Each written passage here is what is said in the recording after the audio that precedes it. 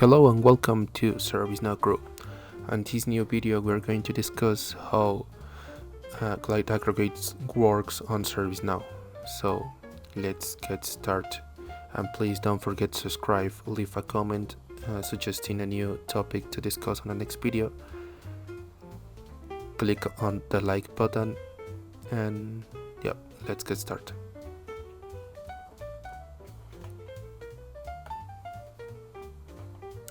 Basically, GlideAggregate is a server-side API. Basically, it's used to perform aggregate queries on the database, and is most of specific for to retrieve information like account average, sums, maximum and minimum values.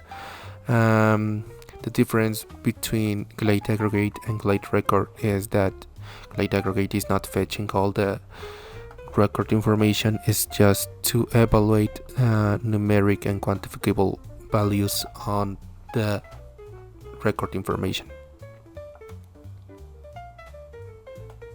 First, we're going to discuss the count method. Basically, we are going to count all the data on the specific table. The first example that I'm going to show you is if you create a variable equals new GlideAggregate with the incident table. Basically, it's very similar structure as the GlideRecord variable, but in this case we're going to use this variable to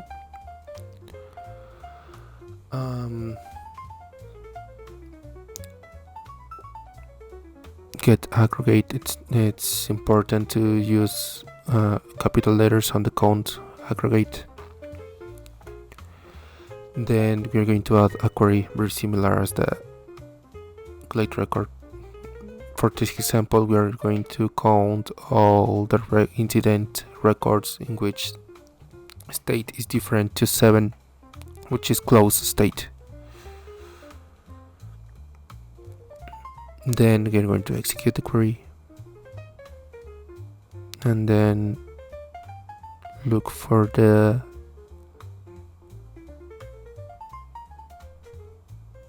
records with the next method, and we're going to print the count of founded records.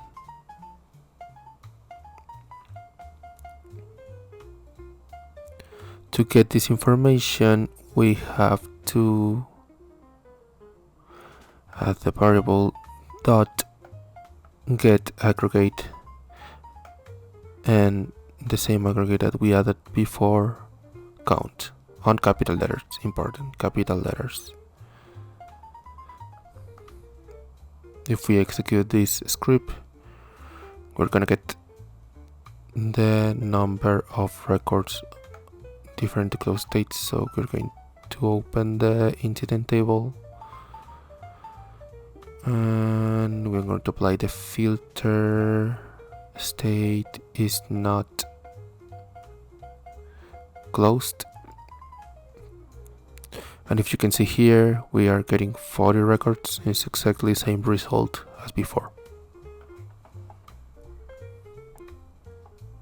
So then we are going to look the same but grouping by priority. This is the script. If we execute this one, we can get the number of incidents by priority. So we're gonna group by priority, and if you can see here, 27 for critical, 27 for critical priority 1, 4 for priority 2, 5 for priority 4, and 19 for priority 5.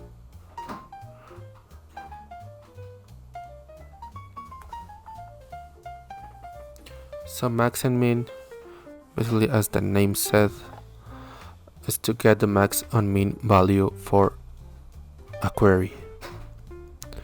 So if we use syscreate on with the min aggregate, we're going to get the older record. If we use the max, we're going to get the newest record date. Average.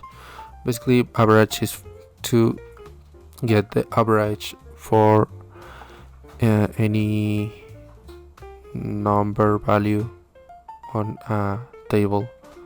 So we are looking for the average of updates inside the incident records, and also grouping by category, just to make the exercise more complete. If we add average sys mode count, which is the number of updates, then grouping by category, getting the display value, and we are printing the category and the average modifications. So if we execute this, we have the number of updates on average per category on the incident table. You can take a look on the description for the official documentation. Thanks for watching this video. Please leave a comment if you have any concern or any other topic in which you would like to discuss on a next video. Thanks for watching. Let's subscribe and see you on next time. Bye bye.